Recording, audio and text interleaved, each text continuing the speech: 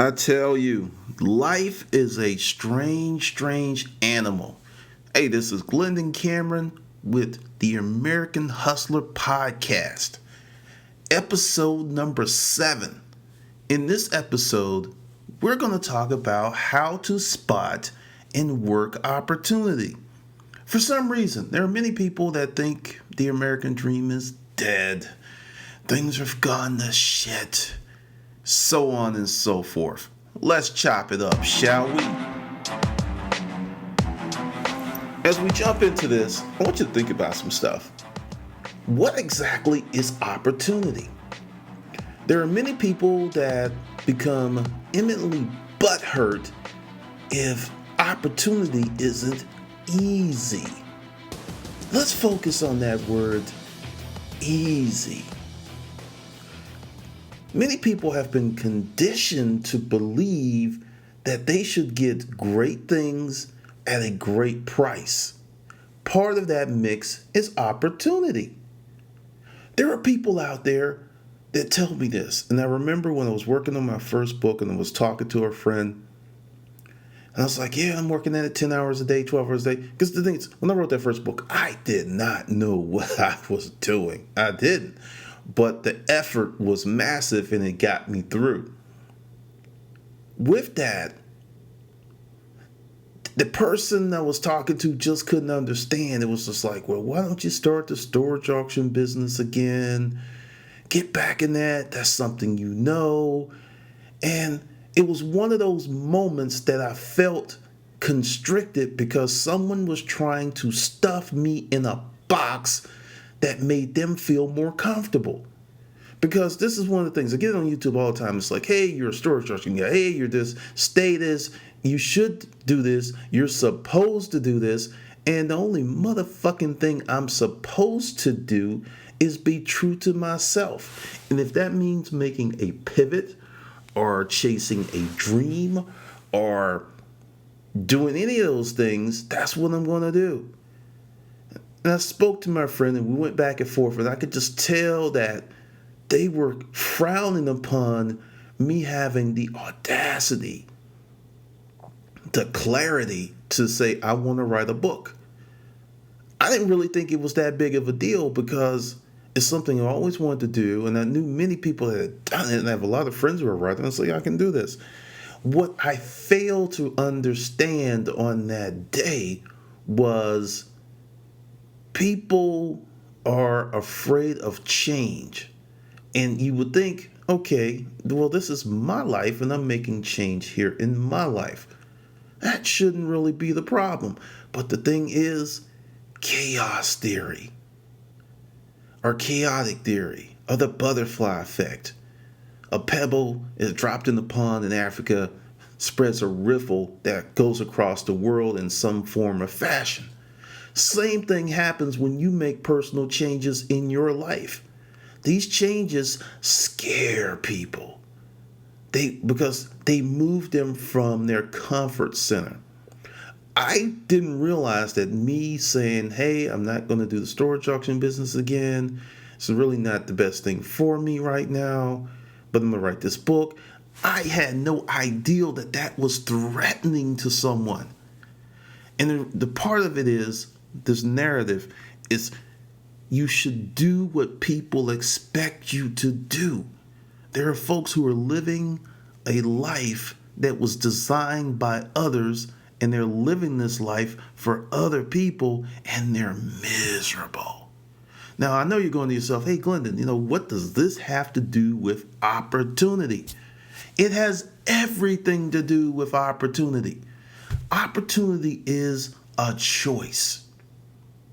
It's not supposed to be easy. Sometimes opportunity is easy. I was walking down the street when I was a kid, and I looked down and I saw the corner of some money, and I picked it up, and it was a 20 that was covered in mud.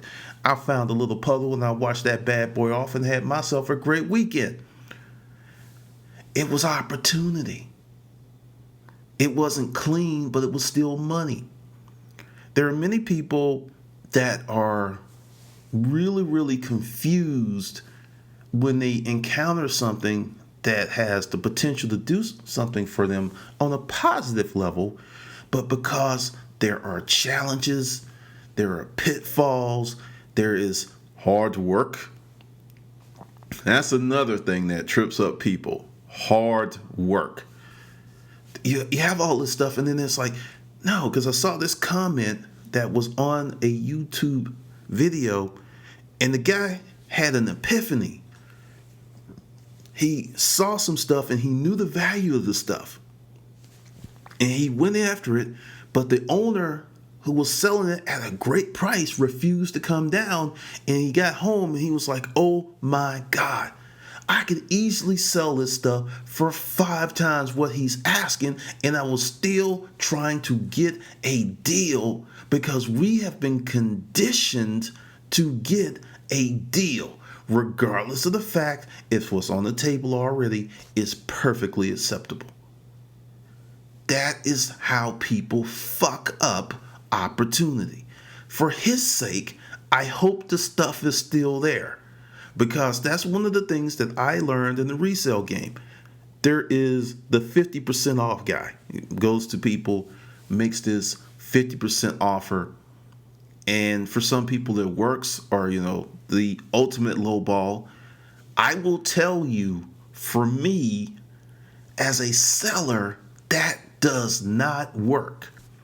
And one of the reasons it doesn't work for me is, as a seller, I do my due diligence in the marketplace, so I know that my pricing is adequate. I may not sell it at really fast sometimes, but I will sell it. Recently, I sold a Herman Miller Aeron chair, size C. I'll get into that a little bit more. I paid $350 for it 2 years ago. I sold it for $425. I placed it up on Craigslist for $500 with "I will deliver if you're close."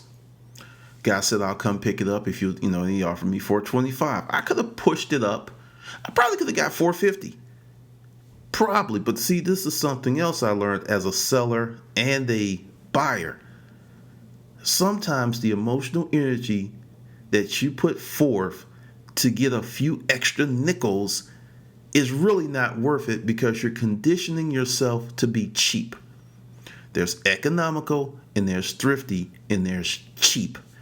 When you're cheap, you have a cheap soul, a cheap mindset, and it will make you miss out on opportunities because you are haggling over pennies and nickels while dollars go out the window. I sold a chair because I didn't use it, and I have this philosophy that, if I'm not using stuff in my life, I get rid of it. And I used that chair as seed money for Reselology, the new company that I started. So the goal is to turn that $425 into 6 figures around this time next year. So we'll see how that goes. Let me redirect myself. We're going to make that happen. We're going to work on the business plan. We're going to grow it. We're going to tweak it. We're going to do all the things that we need to do to make that 6-figure outcome reality. But in terms of opportunity, and it's taken me some time to understand this journey, because as I do YouTube videos, as I train people, as I meet people, certain patterns are emerging. Sometimes I see my former self in people that come to my YouTube channel.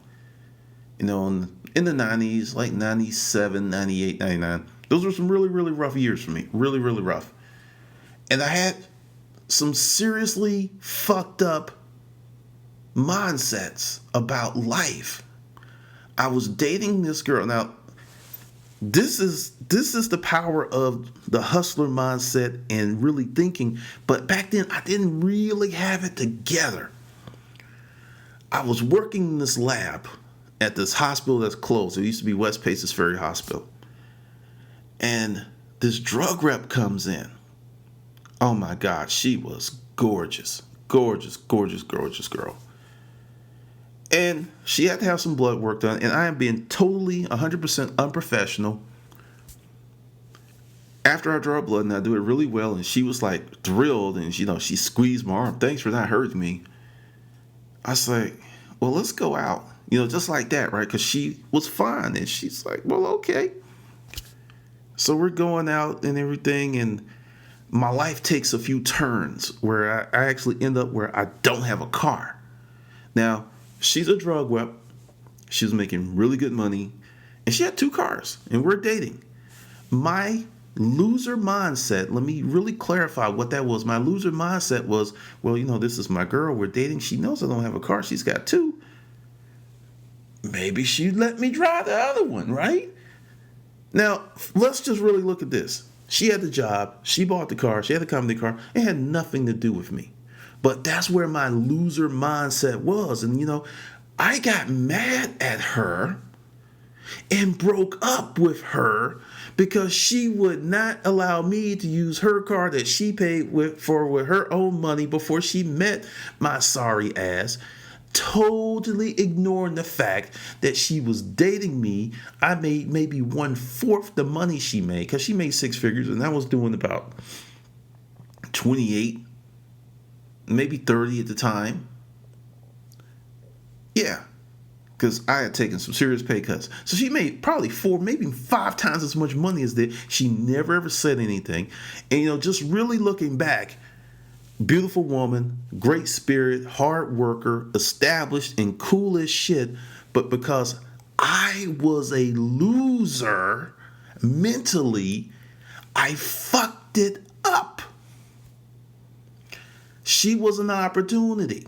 She was the type of chick you marry. She was a good person, solid family. But because I was hung up on some entitlement bullshit, I let her go.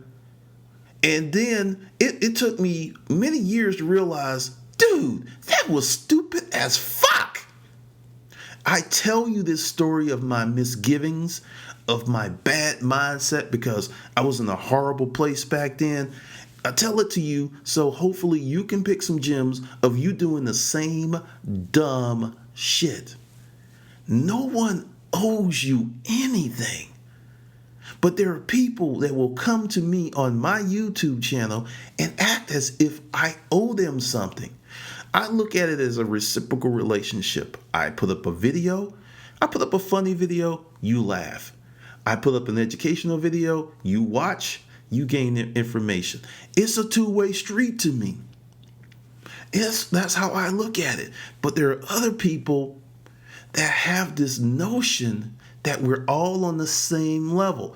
Now, if you're on my YouTube channel and nothing's ever made you unsubscribe before, this may be the thing to make you do it, because I'm about to say some stuff that's going to be very, very unpopular.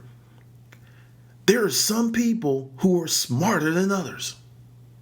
There are some people, their opinions matter more than others. There are some people who are better than other people. Yes, they are better. And people walk around with this namby-pamby, we're all the same, we're all worth the same. It's not true. It's not true, because when you look at it from a humanity standpoint of, should I kill this person and this person, at that point we're all the same. But in terms of contribution to the world, in terms of improving the world, in terms of helping people or being a beacon of light or influence or something, everybody doesn't carry that same swagger.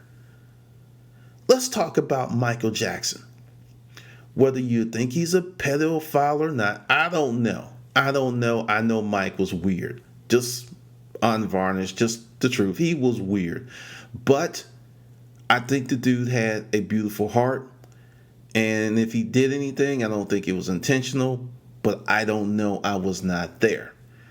And with that, let's look at what happened with Michael Jackson. By being whoever he was, Mike left a legacy of influence that people are in love with him. And he has moved people for decades. Whether you like him or not is immaterial. The truth of the matter is, Michael Jackson has influence. Even though he is gone, he still has a magnificent level of influence over people. Steve Jobs, same thing. Now, if you really know the story of Steve Jobs, he was a bum, a weed smoking bum, before he became this cultural icon. I tell you that not to cast aspersions on Steve Jobs because he's a hero of mine.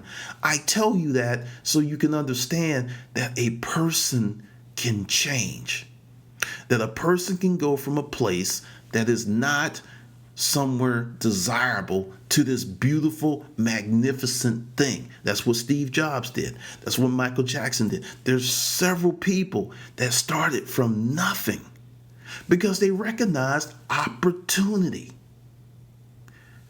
Opportunity isn't always going to be dressed in a nice suit and tie with shiny shoes and walk into your life. Sometimes the best opportunity that's going to come into your life is going to look horrible. It's going to be covered in shit, mud, blood, sweat, and tears. That's right.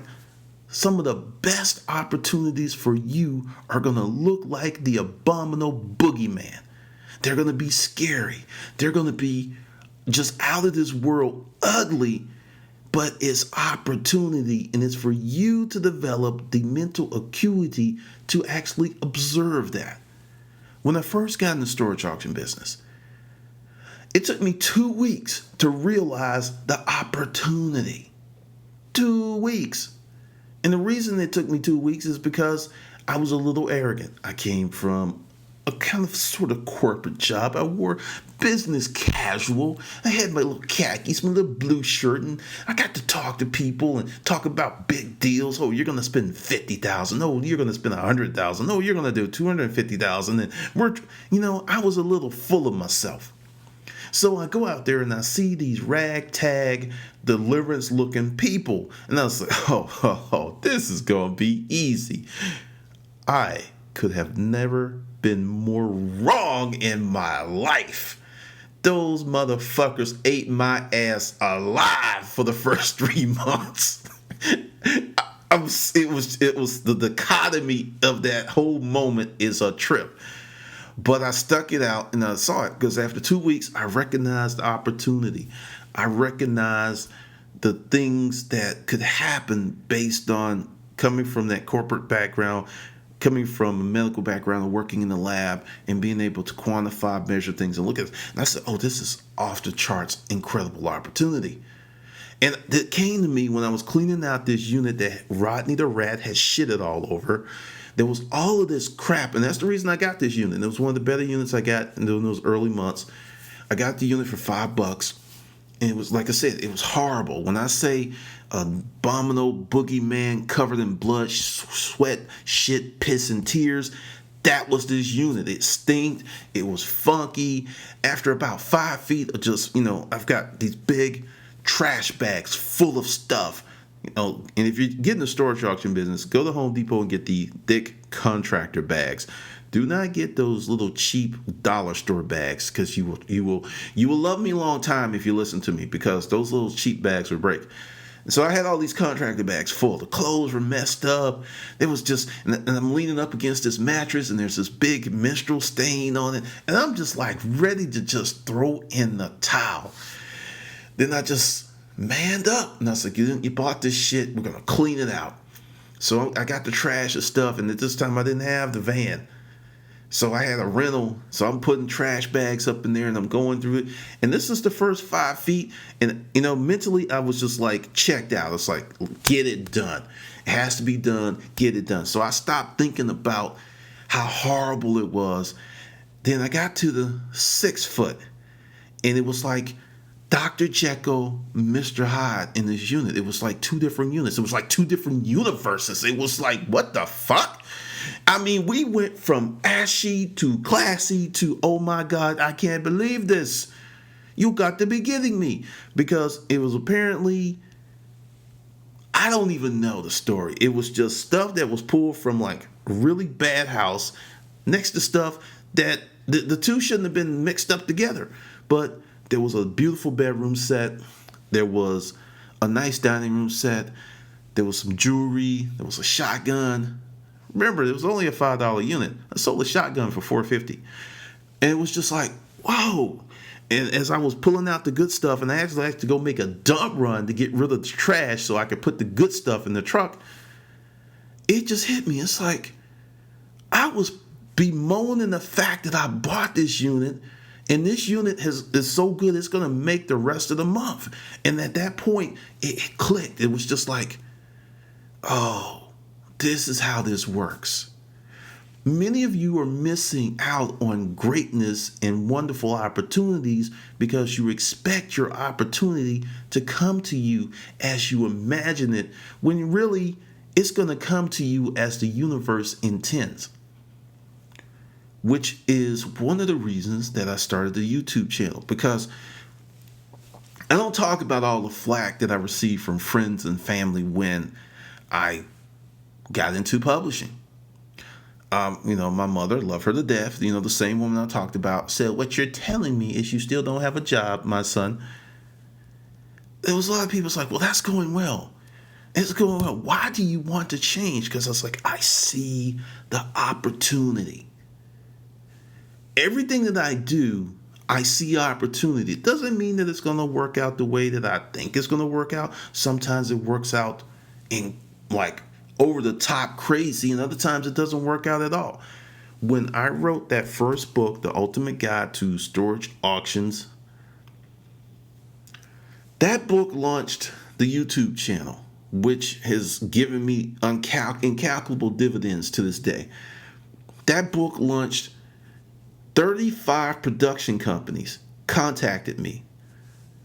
I had an opportunity for a reality show. The whole process was fascinating.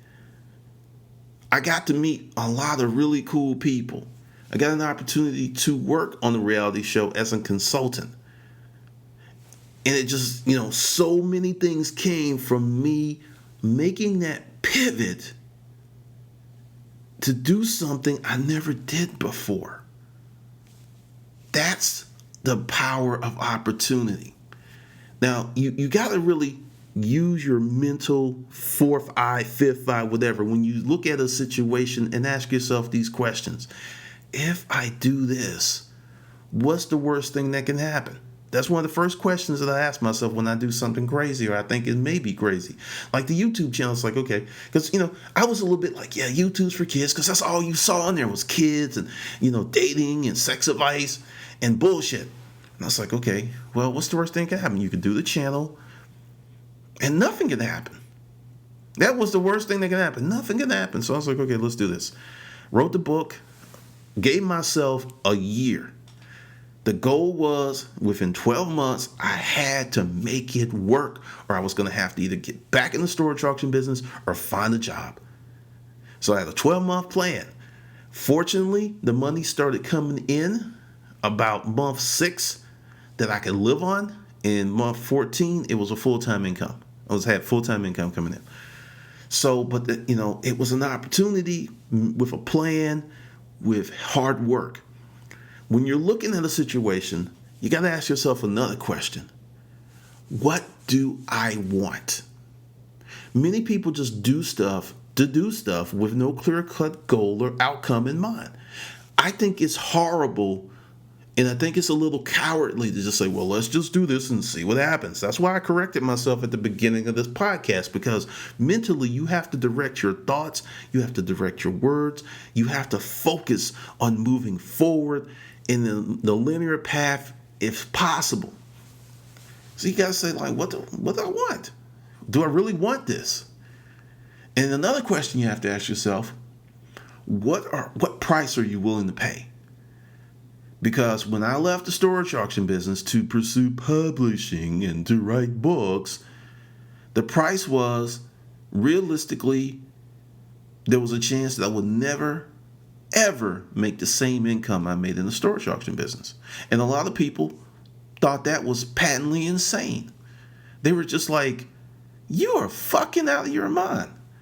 And I'll tell you the deal I made with God. I was like, all right, God, this is how it's going to go. If I can make $50,000 a year as a writer, I'm in 100%. I made $62,000 my first year, 4 years a writer. And I've been in ever since. Now, I used to make close to 3 times that much in the storage auction business. Now, for anyone listening to you, that's going to sound batshit crazy. It's going to sound unreasonable. You're not going to believe it because you think that my value system is the same as yours. But it's not. My value system isn't the same as yours. I value freedom. The things that I do for freedom. I don't do things for money. I do things for freedom. Another part of being a writer, a creative person, is your career is long as shit. I can be 98 years old and still doing what I'm doing. Have you ever noticed all the guys on like Harry Reasoner and Charles Osgood? These guys are 80-something. Still doing what they've been doing their thing for 5-6 decades. That's the beauty of print, journalism, being a creative person, artists painting until they, weeks before they pass on to glory. That is the beauty of this kind of business, this kind of occupation, vocation. It's as long as you can think, you can create and work. The storage auction business, I noticed the pattern of people checking out around 60. I saw it. People were strong when they got in the game. They hit that 60 years, 64, 60. They start cutting back. They couldn't do as much. Couldn't work as hard. Couldn't load the units as fast. Body was breaking down. And it was just like, whoa, I don't want that. Yeah, you can hire staff and get people to do that. This is true. Didn't want that. So I looked at that and I thought about it with my financial education. And also, that was just for the first year, because the thing is, if you make 50, you can make 60. And if you make 60, you make 70. So my goal was 5-year plan. And what's really, really funny is my 4th full year will be July 17th, 2013. This year, I'm actually 2 years ahead on my 5-year plan. So another reason that I continue, and this is about developing and looking at an opportunity, because in your life, there are certain opportunities that can do the same thing for you, but it won't be quick. That's another thing you have to ask yourself. How long can I wait? How much patience can I develop? Because we live in this society where people think if something doesn't innately happen in the next 30 days, then it's wrong. It can be the rightest thing in the world for you, but because it doesn't happen just like that, people lose their mind and they lose their focus and they lose their passion and they get off that path onto another path, which they stay on for 30 days or less. Then they get off that path and get onto another path. And next thing you know, there's 30, 40, 50 paths that they've gotten on and they're 60 some years old going, what the fuck did I do with my life? Because you've got to pick something and work it for a few months, maybe 6 months, a year. And you will see it because so much work's going to go up in the beginning. But you have to learn that opportunity is not always nice. It's not warm. It's not cozy. Sometimes the best opportunity in the world makes you uncomfortable as fuck. You can't sleep at night because it's that heavy, it's that big. And it's those things that will change you, that will create a better life for you, that will grow you as a person, that will give you the life that you want. Because I tell this to a lot of my friends who are now trying to start businesses, but they're trying to do what I call chase the dream and live the dream simultaneously. Most people can't do it. When I wrote that first book, I cranked down my lifestyle to the point that I could live on $1,500 a month. That's how big my dream was for me, that I was like, okay, I can't go out. I can't do this. I can't buy this. I can't have this. I have to live on this budget which was another reason that I was able to get to a full-time income quicker, because it was like I couldn't pull money from savings and accounts and stuff to live on. I had to make that shit work.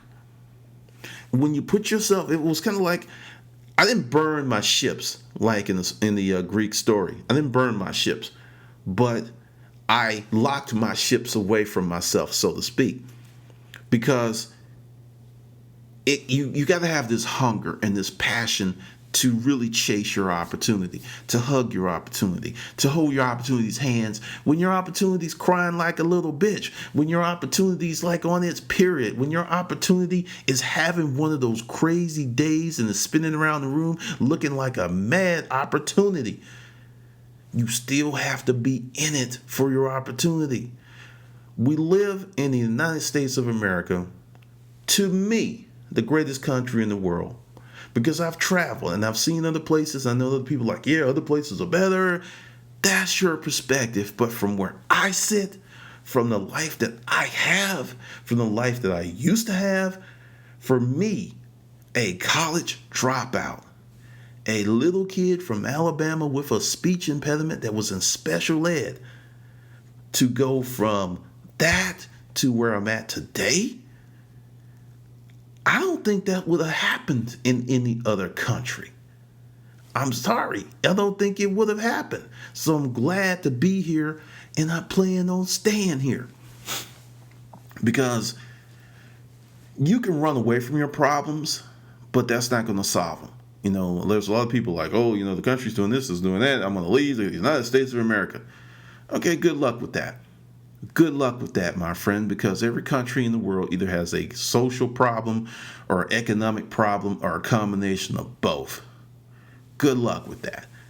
We have more people here that spend money on products and services than virtually anywhere else in the world.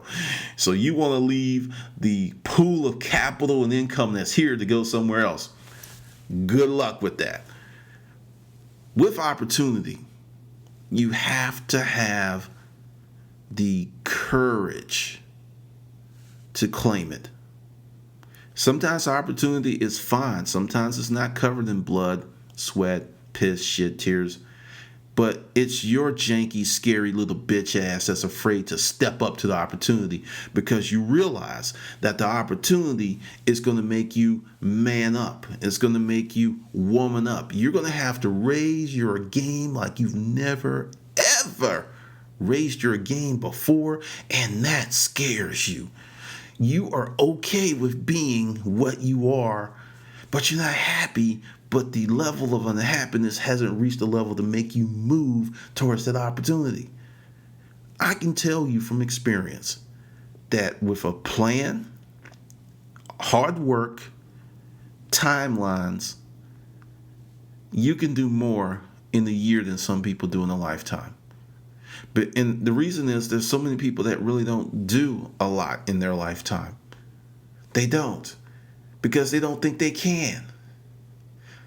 I was watching CBS Sunday Morning, and there was this heartwarming story of this heavily decorated war veteran, World War II veteran. He's 84. He couldn't read. The man could not read at 84 years old. His wife covered for him on his job. One of his buddies covered for him. This man went through a career and he could not read. And it humbled him and it hurt him. And he reached out to people, and it was so frustrating because, you know, he couldn't get it.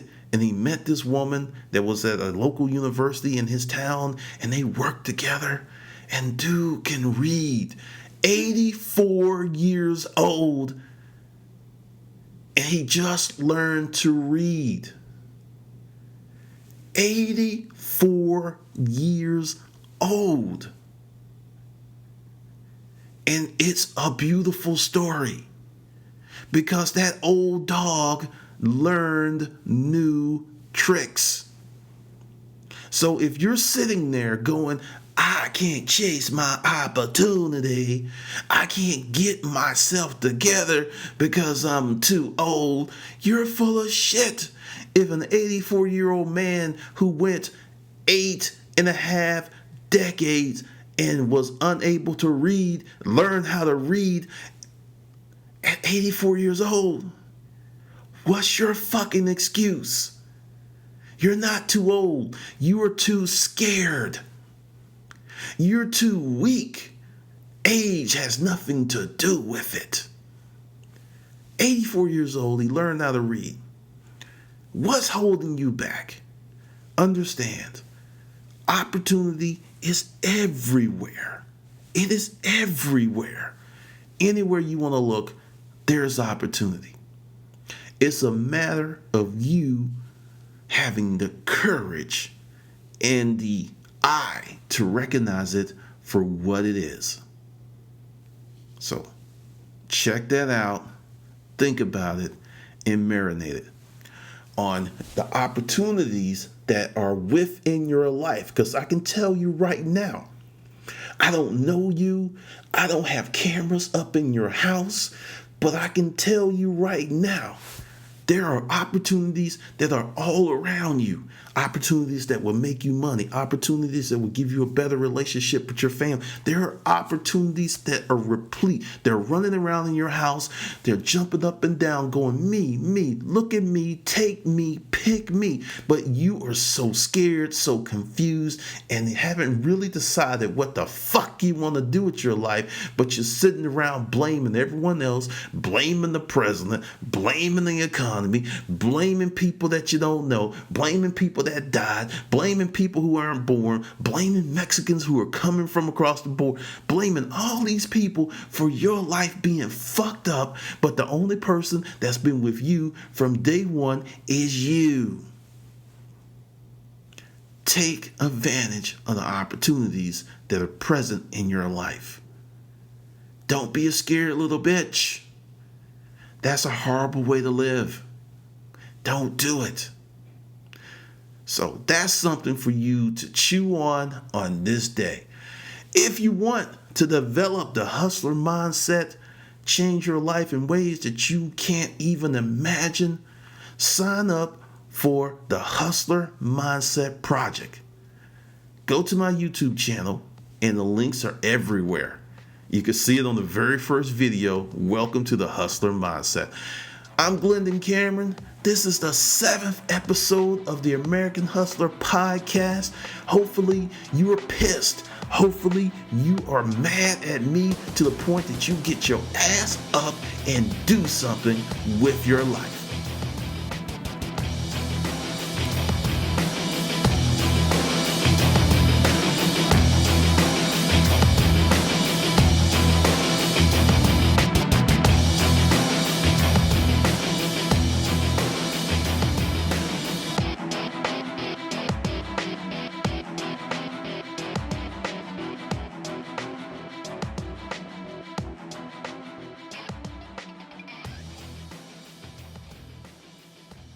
Oh, it's you. It's an Easter egg, okay? This is how this goes. Do not put that this is in the video, at the end of the video, in the comments. Don't mention it. Don't bring it up. Don't say a word. It's shh. This is the Easter egg for this video. Send me, go to www.storageauctionshogun.com. Send me a message titled, you know what? I want this Easter egg deal. That's the message. I want this Easter egg deal. It's a different message for each Easter egg. And this deal is, it gets you into the Hustler Mindset Project, $59.95. And you get all of the all of the audiobooks, The Journey to Storage Auction Success, Pimping Craigslist for Fun and Profit, the Chrome edition, and the Hustler Mindset audiobook. You get all of that for $50. But you must send me this message. You know where. And remember, don't tell anybody anything. And it's 2 parts. It may take me because I'm bringing you in the back way. So it may take a few hours to get you set up. So if you sign up and nothing happens, don't freak out. That's normal. And it's a 2-part deal. you will get your monthly subscription to the Hustler Mindset, and then I will send you an invoice for the audiobooks. And the journey to storage, trust, and success is 9 hours, just to give you an idea of the incredible deal that you're getting. And remember, mom is the word. Nothing about the Easter eggs in the comments. Don't put it on Facebook or nothing. Because if you made it this far, that means this program is for you.